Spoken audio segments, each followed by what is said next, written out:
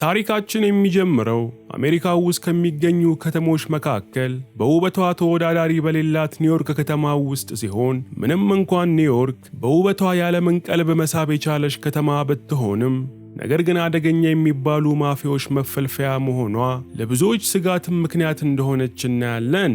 ኒውዮርክ ውስጥ ካሉ ማፊያዎች ውስጥም አንዱ የሆነው ብራድ ለተለያዩ የማፊያ ቡድኖች አራጣ አበዳሪ ሲሆን አንድ ጠዋትም ብራድ አራጣ አልከፍል ያሉት ማፊያዎች ጋር ዳኒ የተባለውን በሄደበት እንደ ውሻ የሚከተለውን ተፋላሚ ይዞት አራጣ የተበደሩት ሰዎች ጋር ይሄዳል። ዳኒ ውሻ ይመስል አንገቱ ላይ የብረት ቀበቶ የሚታሰርለት ምስኪን ሰው ሲሆን ብራድ ዳኒ አንገት ላይ ያለውን የብረት ቀበቶ ከፈታለት በኋላ ግን ዳኒ በአንዴ ወደ አውሬነት በመቀየር የዴቪድ ጠላቶች ብሎ ያሰባቸውን ሁሉ የሚፈጅ አረመኔ ተደባዳቢ እንደሆነ እናያለን። በዚህም ምክንያት ብራድ ተበድረው አልከፍል ያሉት ሰዎች ጋር በየተራ እየሄደ ዳኒ አንገት ላይ የሚታሰረውን የብረት ቀበቶ በመፍታት ጥጋበኞቹን ማፊያዎች ደህና አድርጎ ካስደበደበ በኋላ ገንዘቡን መሰብሰብ የሁል ጊዜ ልማዱ ሆኖ ይቀራል። ዳኒን ከልጅነቱ ጀምሮ በዚህ መልኩ ስላሳደገው ዳኒ ምግብ ከመብላትና ድብድብ ከመለማመድ በቀር ምንም የማያውቅ ሲሆን ብራድም ዳኒን እንደ ኒኩሌር ቦምብ ጠላቶቹ ላይ የሚወረውረው ሁነኛ መሳሪያው ይሆንለታል። ከዕለታት አንድ ቀንም ብራድ ዳኒን በመያዝ ሰዎችን ሲያስደበድበው ከቆየ በኋላ ወደ ቤታቸው ሲመለሱ አንደኛው የብራድ ሰው ዳኒ በቅድሙ ድብድብ ወቅት ጭንቅላቱ ተፈንክቶ እየደማ እንደሆነ ለብራድ ይነግረዋል።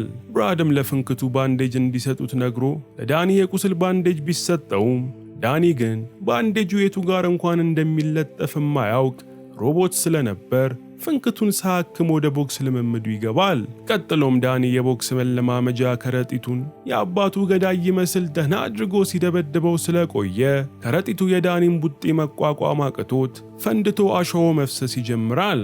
ዳኒም ከሰው ይልቅ ከሚደበድበው ከረጢት ጋር ይበልጥ ይቀራረብ ስለነበር በከረጢቱ መበሳት በጣም አዝኖ አሸዋው እንዳይፈስ ለማስቆም ሞክሮ ባለመቻሉ ወደሚተኛበት ብረት በብረት የሆነ ቤት ውስጥ ይገባና ስፖርቱን ሲጠበጥብ ቆይቶ ክፍል ውስጥ ያገኛትን ኤቢሲ የሚሉ ፊደሎችን የያዘ የሕፃን ልጅ መጽሐፍ ማገላበጥ ይጀምራል። ዳኒም መጽሐፉን እያገላበጠ ሳለ ፒ የሚለው ፊደል ላይ ደርሶ ከፊደሉ ጎን ያለውን የፒያኖ ስዕል ሲመለከት ለምን እንደሆነ ባያቅም ዳኒ ፒያኖ ትኩረቱን ስቦት እክ ብሎ መመልከት ይጀምራል።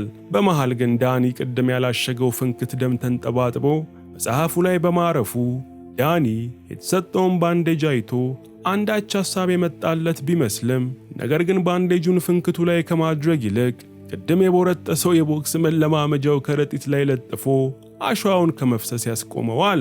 ያን ዕለት ምሽትም ብራድ ወደ ቤት አንዲት ሴተኛ አዳሪ ይዞ በመምጣት ከእሷ ጋር አሸሼ ገዳሜ ሊል እየተዘጋጀ ሳለ ሴተኛ አዳሪዋ ዳኒን ከወለል በታች የተዘጋው የብረት ቤት ውስጥ ቆሞ ሳያት ተመልክታ በጣም በመደናገጥ የብራድን ስሜት ሳታበርድለት ሮጣ ከቤት ትወጣለች።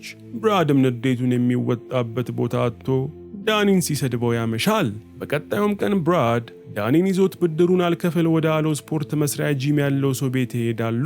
ሆኖም ግን ለጂሙ ባለቤት የሚሰራ አንድ ሰው ጣልቃ ለመግባት ሲሞክር ብራድ የዳኒን የአንገት ቀበቶ ይፈታለትና ዳኒ ጣልቃ የገባውን ሰው በአንድ ምታሽ ቀንጥሮ ይጥለዋል።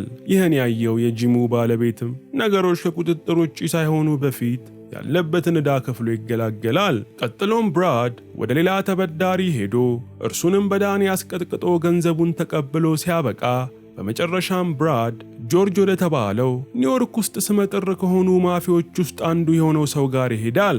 ነገር ግን ብራድ ጆርጅ ኃይለኛ ሰው እንደነበር ስለሚያውቅ ነገሮችን በሰላሜ መንገድ ለመፍታት ጆርጅን እያግባባው እያለ ጆርጅም የዳኒን ዝና ሰምቶ ስለነበር ይህን የመሰለ ምስኪን ልጅ እንዴት አድርጎ አውሬ እንዳደረገው ብራድን ይጠይቀዋል።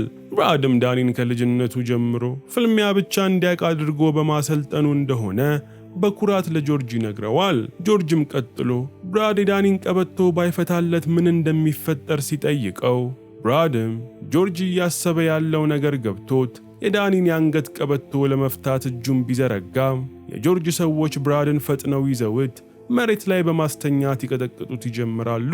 ዳኒ ግን ወደ አውሬ ተደባዳቢነት የሚቀየረው የአንገቱ ቀበቶ ሲፈታ ብቻ ስለነበር አለቃው ብራድ ሲደበደብ ቢያይም እንኳን አንገቱን ከመድፋት ውጪ ምንም ሳያደርግ ይቀራል።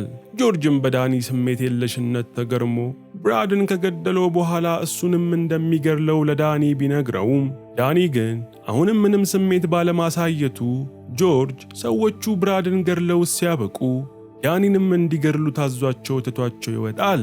ይህን ጊዜም ብራድ የሚደበድቡትን የጆርጅን ሰዎች እንደምንም ብሎ በመፋለም ተነስቶ የዳኒን የአንገት ቀበቶ በማውለቁ ዳኒ በብርሃን ፍጥነት ነብር በመሆን የጆርጅን ሰዎች እያሳደደ መጨፍጨፍ ይጀምራል። ጆርጅም የዳኒን የአንገት ቀበቶ መፈታቱን በመመልከቱ ፈጥኖ ተጨማሪ ሰዎቹን ወደ ዳኒ ቢልክም ዳኒ ግን ሁሉንም ረምረሟቸው ሲያበቃ ጆርጅንም ማንቁርቱን አንቆ ብራድ ፊት ያቀርበዋል።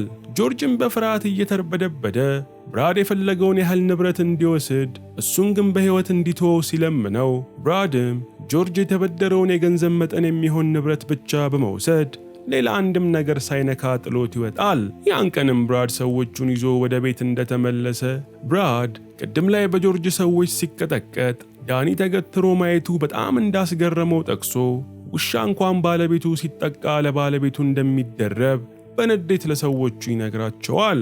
ቀጥሎም ብራድ ዳኒ ከዚህ በኋላ ቀበቶ ሳይፈታለት በሌላ ምልክት መደባደብ እንዲጀምር መሰልጠን እንዳለበት ለሰዎቹ በመንገር ያንኑ ዕለት ብራድ ዳኒንና ሌሎች ሰዎችን ይዞ ወደ ሌላ ተበድሮ ያልከፈለ ሰው ጋር ይሄዳሉ። ወደ አንድ ያረጀ ዕቃዎች የሚከማቹበት መጋዘን እንደደረሱም ብራድ በሪሞት መቆጣጠሪያ መብራት የሚችል ቀይ አምፖል ከዳኒ ፊት በማንጠልጠል ዳኒ አምፖሉን ትክ ብሎ እንዲመለከተውና ብራድ ከሌላኛው ክፍል ሆኖ በሪሞት አምፖሉን ሲያበራው ዳኒ ፈጥኖ በመምጣት ጠላቶቹን እንዲደበድብለት ያስረዳው ይጀምራል። ዳኒ ግን ብራድ የሚያስረዳው ነገር ኒውክሌር ፊዚክስ ሆኖበት አልገባ ስላለው ብራድ ውስጡ እየተቃጠለ ለተጨማሪ 30 ደቂቃዎች ዳኒ ማድረግ ያለበትን ነገር ደጋግሞ ሲያስረዳው ከቆየ በኋላ ብራድ ሰዎቹን ይዞ የመጋዘኑ ሌላኛው ክፍል ይገባል። ዳኒም እንደተነገረው አምፖሉ ላይ አፍጥጦ ሳለ ከፊት ለፊቱ አንድ ያረጀ ፒያኖ ተቀምጦ በማየቱ ዳኒ ሳያስበው ልቡ ወደ ፒያኖ ተስቦ ቀስ ብሎ ፒያኖ ጋር ይጠጋል። ዳኒም ፒያኖን በመገረም ሲያይ ቆይቶ ሳያስበው ይነካውና ፒያኖ ድምፅ በማውጣቱ ዳኒ እጅግ በጣም ይገረማል። በዛው ሰዓትም ሳም የተባለ የተበላሹ ፒያኖችን የሚጠግን አይነ ስውር ሰው ወደ ስፍራው በመምጣት ፒያኖ እየነካካ የነበረውን ዳኒ በድምፁ ተመርቶ ሰላምታ አቅርቦለት ራሱን ያስተዋውቀውና ስሙ ማን እንደሆነ ዳኒን ይጠይቀዋል። ዳኒ ግን ከፒያኖ ላይ በመነሳት አምፖሉን መመልከቱን ሲቀጥል ሳም ወደ ተበላሸው ፒያኖ መጥቶ በመቀመጥ መጋዘን ውስጥ ያሉ በርካታ ፒያኖችን ሲጠግን ስለሚውል ዳኒን እንዲረዳው ይጠይቀውና ዳኒም ፈራ ተባ እያለ መጥቶ ፒያኖ ጋር ይቀመጣል። ሳምም ዳኒ ፒያኖ እንደሚወድ በመገመት በሱ እርዳታ አማካኝነት ፒያኖ ለመጀመሪያ ጊዜ እንዲጫወት ሲያደርገው ጊዜ ዳኒ ነገር ዓለሙን ረስቶ እንደ 2 ዓመት ልጅ ጥርስ በጥርስ ይሆናል። በመሃል ግን ዳኒ ብራድ ያዘዘው ትዕዛዝ ትዝ ስላለው ዞሮ ወደ አምፖሉ ሲመለከት አምፖሉ በተደጋጋሚ ቀይ እያበራ እንደሆነ ዳኒ ይመለከታል። ያን ጊዜም ዳኒ ከተቀመጠበት በመፈርጠጥ ብራድና ሰዎቹ ያሉበት ክፍል ሲገባ ተበዳሪዎቹ ዳኒ ሳይመጣ በፊት እነ ብራድን ደህና አድርገው ቀጥቅጠዋቸው ከአካባቢው እንዳመለጡ ዳኒ ያያል። ወደ ቤት እንደተመለሱም ብራድ በታላቅ ቁጣ ዳኒ ላይ በመጮህ ከጎዳና አንስቼ ሰው ባደረግኩክ ውለቴ ይሄ ነው እንዴ በማለት ዳኒ ላይ ሳይንባርቅበት አምሽቶ ሰዎቹ ዳኒን የብረት ቤት ውስጥ ወርውረው እንዲቆልፉበት ያዛቸዋል። ብዙም ሳይቆይ አንደኛው የብራድ ሰው ወደ ብራድ በመምጣት አንድ እንግዳ ሊያነጋግረው እንደሚፈልግ ቢገልጽለትም ብራድ ግን ሙሉ በጣም ተጮርቦ ስለነበር ዛሬ ማንንም ማነጋገር አልፈልግም በማለት ይመልሳል። ነገር ግን እንግዳው ለጥብቅ ጉዳይ እንደሚፈልገው ብራድ ስለተገለጸለት ማይክል የተባለው ራሰ በረሃ ሰው ብራድ ፊት ይቀርባል። ማይክልም ከቀናት በፊት ጆርጅ ጋር እንደነበረና ዳኒ የጆርጅን ሰዎች ዶግ አመድ ሲያደርጋቸው አይቶ መደነቁን በመጥቀስ ማይክል በየወሩ የሚያዘጋጀው የፍልሚያ ውድድር ላይ ዳኒን በማሳተፍ ዳጎስ ያለ ገንዘብ እንዲያገኝ ለብራድ ይነግረዋል። የገንዘብ ነገር የማይሆንለት ብራድም በቀጣዩ ቀን ዳኒን ይዞ ሕገ ወጡ ፍልሚያ የሚደረግበት ቦታ ሲደርስ ማይክል ለነ ብራድ ዳኒ የመጀመሪያ ዙሩን ፍልሚያ ካሸነፈ ብራድ $50,000 እንደሚያገኝ ገልጾለት ዳኒ እስከ መጨረሻው ዙር የሚደርስ ከሆነ ሽልማቱ $1 ሚሊዮን እንደሆነ ለብራድ ያሳውቀዋል። ሆኖም ግን ፍልሚያው አንደኛው ተፋላሚ እስኪሞት ድረስ የሚደረግ መሆኑን በማስረዳት ዳኒ አሸር ከተባለ ድብድብ ተሸንፎ ከማያውቅ ዳይኖሰር የሚያክል ሰው ጋር እንዲፋለም ይወሰንበታል። ይህን ጊዜም ብራድ የዳኒን አንገት ቀበቶ በማውለቅ ዳኒ አሸርን እንዲገርለው ሲያዘው ዳኒ አሸርን 3 ጊዜ ጉሮሮን በፍጥነት ሲመታው ዝግባው አሸርን በአፉ ደም ተፍቶ መሬት ላይ ይዘረራል። ማይክልን ጨምሮ ፍልሚያውን ሲያዩ የነበሩ ሰዎችም በዳኒ ብቃት ከመጠን በላይ በመገረም ማይክል ለብራድ $50,000 ከፍሎት ብራድን ጥርስ በጥርስ ያደርገዋል። ብራድም ወር ሙሉ እንኳን ሰግጦ ቢሰራ የማያገኘውን ትርፍ በአንዴ ማግኘቱ ከመጠን በላይ አስደስቶት በመኪና ሲመለሱ ብራድ ዳኒን ምን ልግዛልህ ብሎ ይጠይቀዋል። ዳኒም ትንሽ ሲያሰላስል ቆይቶ ብራድን ፒያኖ እንዲገዛለት ሲነግረው ብራድም በሰማው ነገር ከት ብሎ በመሳቅ ከፒያኖ ይልቅ ምሽት ላይ ቆንጆ ሆቴል ራት እንደሚጋብዘውና ከዛም በኋላ ደግሞ ሸበላ ከሆነች ሴት ጋር አብሮ እንዲያድር እንደሚያመቻችለት ያሳውቀዋል። ይህንንም እያወሩ እየሄዱ ሳለ ግን ከየት መጣ ሳይባል አንድ ከባድ መኪና የነብራድን መኪና በኃይል ገጭቶት ሲያበቃ ከከባድ መኪና ውስጥ መሳሪያ ያዙ በርካታ ሰዎች ወርደው የነብራድ መኪና ላይ የተኩስ ርምታ በመክፈት ብራድንና ሌሎቹን ሰዎች በሙሉ ክፉኛ አቁስለዋቸው ከአካባቢው ይሸሻሉ። ጥቃቱንም ያደረሱት ሰዎች የብራድ የጥንት ጠላቶች ሲሆኑ ዳኒ ግን በተኩስ ርምታ ወቅት ከመጠነኛ ጉዳት በቀር ሌላ ችግር ሳይደርስበት ይቀራል። ሆኖም ግን ዳኒን የጫረው ጥይት ሳያቋርጥ ደሙ እንዲፈስ ስላደረገው ዳኒም ደሙን እየዘራ ትላንት ፒያኖን ወዳገኘበት መጋዘን ሲሄድ ሳም አሁንም ሌላ ፒያኖ እየጠገነ ያገኘውና ዳኒ ብዙ ደም ስለፈሰሰው መራመድ አቅቶት ራሱን ስቶ ይወድቃል። ከረጅም ሰዓታት በኋላም ዳኒ ራሱን ከሳተበት ሲነቃ የተመቻቸ አልጋ ላይ እንደተኛ በማየቱ ምቾት ያለመደው ዳኒ ተስፈንጥሮ ተነስቶ አልጋው ስር ይደበቃል። ሳምም ዳኒ ከተኛበት እንደተነሳ ገብቶት ሳንዱችና ወተት ወደ ዳኒ በማምጣት አልጋው ስር እንዳለ ሰጥቶት ይመለሳል። ምሽትም ላይ ዳኒ በደንብ ስለተሻለው ከነበረበት ክፍል ቀስ ብሎ ሲወጣ ሳሎን ላይ ሳምን ፒያኖን በተመስጦ እየተጫወተ ይመለከተዋል። ዳኒም ፈዞ ሳምን እየሰማው እያለ የሳሚ እንጀራ ልጅ የሆነችው ቪክቶሪያ ወደ ቤት በመምጣቷ ዳኒ ተረናግጦ ተመልሶ ወደ ክፍሉ በመግባት አልጋው ስር ይደበቃል። ከቆይቶችም በኋላ ቪክቶሪያ ትንሽዬ ፒያኖ ይዛ ዳኒ ክፍል በመግባት ዳኒን እንዳይፈራ ነግራው ፒያኖን ሰጥታው ከክፍሉ ትወጣለች። ዳኒም ሳምና ቪክቶሪያ እንደ ብራድ የማይቆጡ ሰዎች መሆናቸውን ስለተረዳ ቀስ ብሎ ከክፍሉ ሲወጣ እነ ሳምራት ሊበሉ እየተዘጋጁ ስለነበር ሳም ዳኒን ጠረጴዛ ላይ ተቀምጦ አብሯቸው እንዲበላ ይነግረዋል። ዳኒም በጣም ስለተራበ አብሯቸው ተቀምጦ ምግቡን እንደ ውሻ መመገብ ሲጀምር ጊዜ ቪክቶሪያ አይታው የሰው ልጅ በማንኪያ እንዴት እንደሚበላ ስላሳየችው ዳኒም በማንኪያ መብላት ይጀምራል። በቀጣዩም ቀን ሳም ከዳኒ ጋር ቁጭ ብሎ ሲያወራ የዳኒ አንገት ላይ የብረት ቀበቶ መኖሩን መዳሰሱን በመግለጽ የብረት ቀበቶን ሊያወልቅለት እጁን ሲዘረጋ ዳኒ ቶሎ ብሎ ሳምን ያስቆመዋል። አረ እንዳይቀጠቅጥዋ። ያን ቀንም ሳም ከዳኒ ጋር በመሆን ቪክቶሪያን ወደ ሙዚቃ ትምህርት ቤቷ ሸኝተው ሲያበቁ ሳም ዳኒን ይዞ ሱፐርማርኬት በመሄድ ከሱፐርማርኬት ዕቃ እንዴት እንደሚገዛ ለዳኒ ያስተምረዋል። ከዛን ቀን በኋላም ሳም ዳኒን ስለ ፒያኖ አጨዋወት፣ ስለ ልብስ አለባበስ እንዲሁም ስርዓት ስላለው የምግብ አበላል እያሰለጠነው ስለመጣ ዳኒ እንደ ጤነኛ ሰው በደንብ ማውራት እንዲሁም ነገሮችን በደንብ መረዳት ይጀምራል። አንድ ቀንም ዳኒ ቁም ሳጥን ሲከፋፍት ቪክቶሪያ ሕፃን ሳለች የተነሳችውን ፎቶ እንዲሁም የቪክቶሪያን እናትና ወላጅ አባት ፎቶ ዳኒ እያየ ያለ ሳም ከቪክቶሪያ ወላጅ አባት ጋር ጓደኛ ማቾች እንደነበሩና ቪክቶሪያ ተወልዳ ብዙም ሳይቆይ ግን የቪክቶሪያ አባት እንዳረፈ ለዳኒ ነግረዋል። ከዛም በኋላ ሳምና የቪክቶሪያ እናት ተቀራርበው ፍቅር ቢጀምሩም በኋላ ላይ ግን በአጋጣሚ በደረሰባቸው የመኪና አደጋ የቪክቶሪያ እናት ስታርፍ ሳም ግን አይኑን ቢታወርም በህይወት በመትረፉ ቪክቶሪያን እንደ ልጁ አድርጎ እንዳሳደጋት ለዳኒ ያጫውተዋል። ቀናት በጨመሩ ቁጥርም ዳኒ ብዙ ነገሮችን መማሩን በመቀጠል አዲስ ህይወቱን በፍቅር ማጣጣሙን ይቀጥላል። ያ ሰላቢ እንዳይመጣበት ካልሞተ ከዕለታት አንድ ቀንም ዳኒ ከሳም ጋር ሱፐርማርኬት ሄደው ሳለ ጥጋበኛ ቦዘኔዎች ከሌላ ሰው ጋር ተጣልተው ሱፐርማርኬት ውስጥ ሰው መደብደብ ሲጀምሩ ሱፐርማርኬት ውስጥ ያለው ሰው በሙሉ ፈርቶ ከቦዘኔዎቹ መሸሽ ይጀምራል። ዳኒ ግን ድብድቡን ከቆብ እንኳን ሳይቆጥር ምንም እንዳልተፈጠረ ዕቃዎቹን ሲመርጥ ቆይቶ ከሳም ጋር ወደ ቤቱ ይመለሳል። በኋላም ላይ ሳም ዳኒን ቅድም ያየው ድብድብን እንዴት እንዳላስፈራው ዳኒን ሲጠይቀው ዳኒ ግን ዕድሜ ዘመኑን ሲደባደብ የኖረ ሰው ስለነበር ድብድብ ደግሞ ምኑ ያስፈራል በማለት ለሳም ይመልስለታል።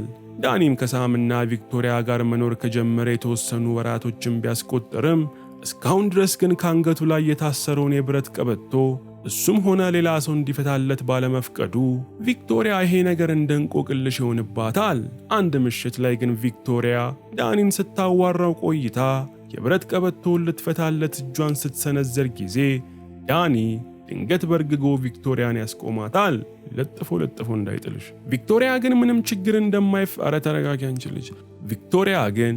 ችግር እንደማይፈጠር አረጋግጣ የአንገቱን ቀበቶ ስትፈታለት ዳኒም አሁን ላይ አዲስ ሰው እየሆነ በመምጣቱ ምክንያት እንደፈራው ምንም ሳይፈጠር ይቀራል።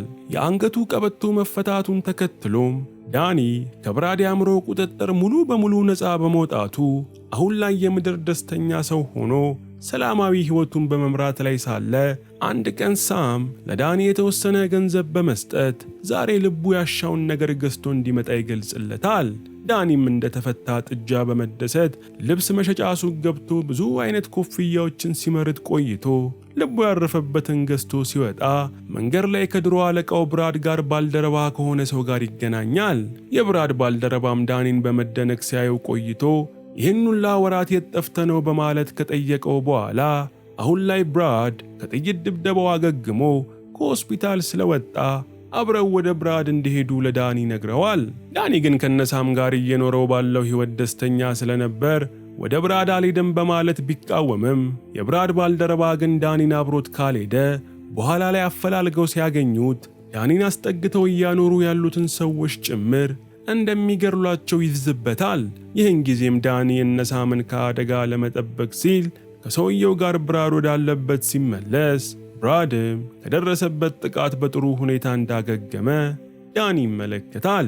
ብራድም ዳኒን እንዳየው በደስታ ተፍለቅልቆ ሲቀበለው ዳኒም ባልተጠበቀ ሁኔታ ብራድን እናቱ ማን እንደሆነች እንዲነግረው በመጠየቁ ብራድም የዳኒን እናት እንደማያውቃትና ዳኒን የሚያገኘው መንገድ ላይ ተጥሎ መሆኑን ይገልጽለታል።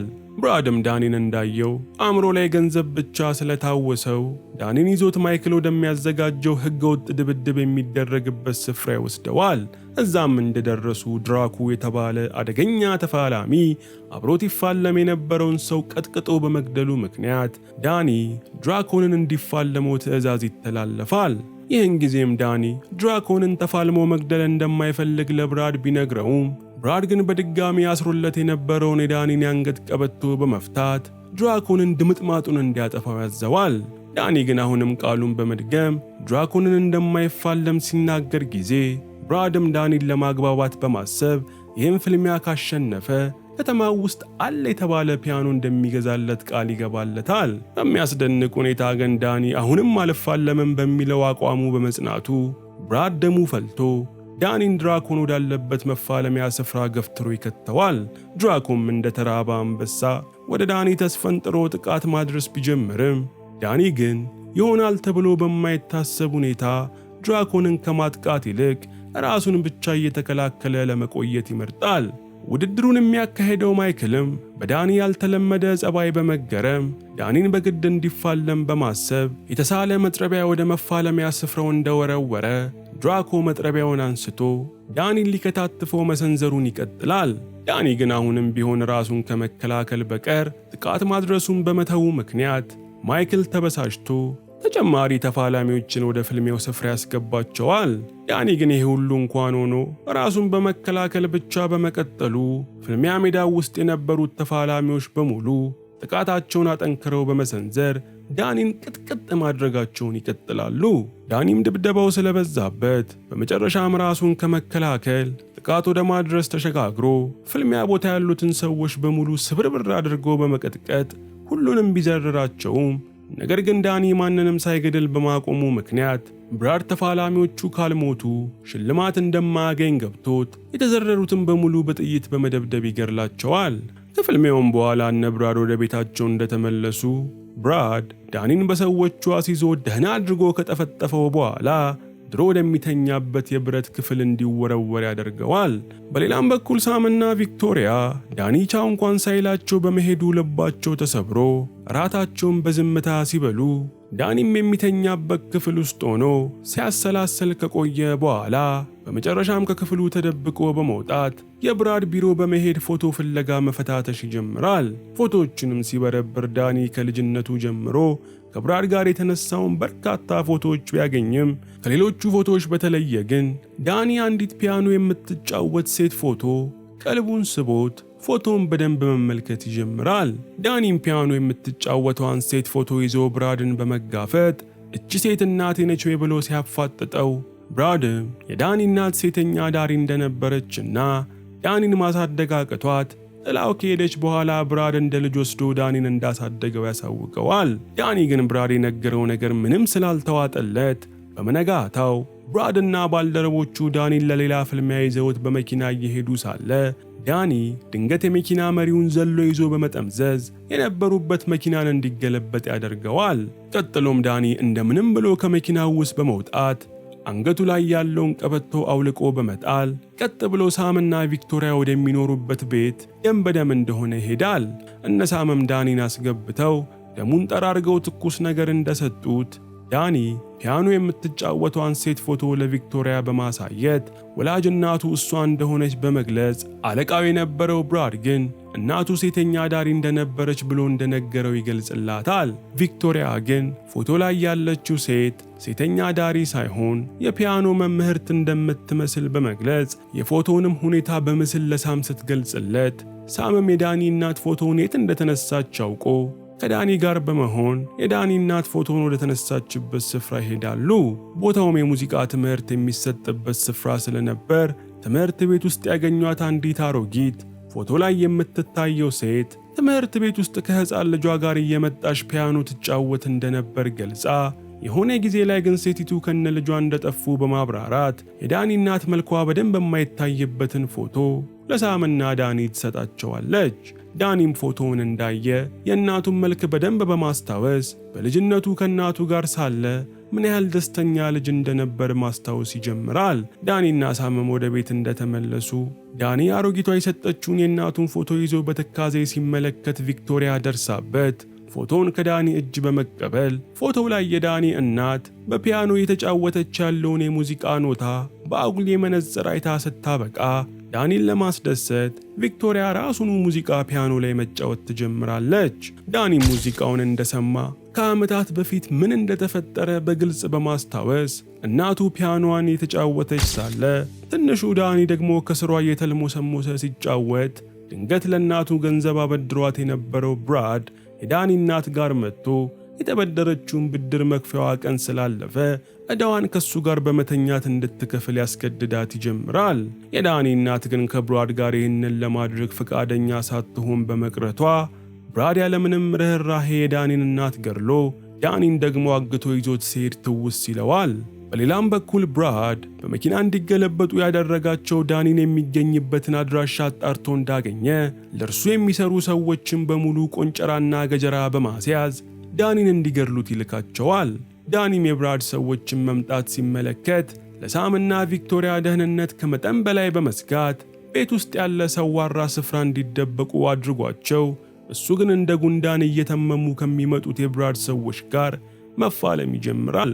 ዳኒም በሕይወት ዘመኑ እንደዚህ ብዙ ቁጥር ያለው የሰው ኃይል ተፋልሞ የማያውቅ ቢሆንም ነገር ግን ጥርሱን ነክሶ በመፋለም እያንዳንዳቸውን ከሕንፃው ውጪ ሳይቀር እያሽቀነጠረ በመጣል ዶግ አመድ ያደርጋቸዋል። ብራድም ያሰማራቸው ሰዎች ዳኒ ላይ ጉዳት ማድረስ እንዳልቻሉ ሲያይ ጊዜ ሄርኩሌስ የተባለውን በቆንጨራ ፍልሚያ የሚተካከለው የሌለው ጋሻ ጃግሬውን ወደ ዳኒ ልከዋል። ዳኒም አብዛኞቹን የብራድን ሰዎች ደብድቦ ጨርሶ ገና እፎይ ከማለቱ ሄርኩሌስ ቆንጨራውን መዞ ዳኒን ይገጥመውና ከዳኒ ጋር ላስጨራሽ ግብግብ ይጀምራሉ። ዳኒም በሕይወት ዘመኑ ከተፋለማቸው ሰዎች ሁላ ሄርኩሌስ አቅሙን ክፉኛ ቢፈትነውም ዳኒ ግን ከሰው ጋር ተፋልሞ ተሸንፎ ስለማያውቅ ከእልህ አስጨራሽ ትንቅንቅ በኋላ ሄርኩሌስንም በዝርዘራ ያሸንፈዋል። ብራድም ያሰማራቸው ሰዎች በሙሉ መረታታቸውን አይቶ ቆሽቱ እርር እንዳለ መሳሪያውን ይዞ ወደ ዳኒ ሲሄድ ዳኒ የቤቱን ደረጃ ሲወርድ ይገጣጠማሉ። ብራድም ቃታውን ስቦ የጥይት ማት ወደ ዳኒ አቅጣጫ ቢያዘንብም ዳኒ ግን በጣም በፍጥነት ወደ ነሳም ቤት በመመለስ ውስጥ ገብቶ ይደበቃል። ሆኖም ግን ብራድ ዳኒን አግኝቶት ፊት ለፊት እንደተፋጠጡ ብራድ ዳኒን አገልጋይ ውሻው እንደሆነ በቁጣ በመግለጽ ከሱ ቤት ውጪ ዳኒ የትም መኖር እንደማይችል ያሳውቀዋል። ሆኖም ግን ብራድ ዳኒ ላይ የመተኮስ ሐሳቡን በመቀየር ተለሳልሶ ዳኒ አብሮት ወደ ቤት እንዲመለስና እንደ ቀድሞ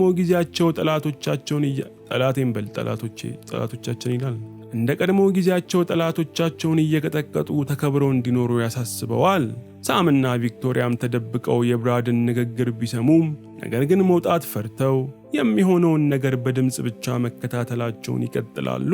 ዳኒም የብራድን ጥሪ ተከትሎ ወደ ብራድ እንደቀረበ ብራድ ተደስቶ የብረቱን ቀበቶ አንገቱ ላይ ሊያደርግለት ቢሞክርም ዳኒ ግን ቀበቶውን በእጁ በመያዝ ካሁን በኋላ የማንም አገልጋይ እንዳልሆነና የሚኖረውም እዚሁ ቤት እንደሆነ ለብራድ በመግለጽ የብራድን እጅ በኃይለኛው ይሰብረዋል። ብራድም በስቃይ ማጓራት ሲጀምር ዳኒ ብራድ እናቱን በጭካኔ በመግደሉ ምክንያት ከግድግዳ እያጋጨ ሲቀጠቅጠው ቆይቶ የብራድን አንገት በማነቅ ሲጥ አድርጎ ሊገድለው ሲል ሳምና ቪክቶሪያ ከኋላው መጥተው ዳኒን እንዲረጋጋ ሊያረጉት መሞከር ይጀምራሉ። ለብራድ ግን ዳኒን ማጣት ማለት ሙሉ የገቢ ምንጩን እንደማጣት ስለሆነ ዳኒን አጥቶ ከመኖር መሞትን መርጦ ዳኒ እንዲገድለው እናቱን እንዴት ይጫወትባት እንደነበረ በመንገር ዳኒን በቁጣ እንዲገነፍል ማድረጉን ይቀጥላል። ሆኖም ግን ሳም አጠገቡ የነበረን የአበባ ማስቀመጫ ሸክላ የብራድ አናት ላይ በመስበር ብራድን ራሱን አስቶ ዝም ያሰኘዋል። በመጨረሻም ይህ ከሆነ ከጥቂት ወራት በኋላ አሁን ላይ ዳኒ ከአዲሶቹ ቤተሰቦቹ ሳምና ቪክቶሪያ ጋር በመሆን ቪክቶሪያ የመጀመሪያ የሙዚቃ ዝግጅቷን የምታቀርብበት ትልቅ አዳራሽ ውስጥ ታድመው ሲያበቁ ቪክቶሪያ በመድረኩ ላይ የዳኒ እናት ተጫወተው የነበረው ሙዚቃን መጫወት ትጀምራለች። ዳኒም በዛችው ቅጽበት ወደ ልጅነት ትውስታው ተመልሶ ከዓይኖቹ ትኩስ እንባ እንደ ጅረት መፍሰስ ሲጀምሩ እያየን ታሪካችን ያልቃል።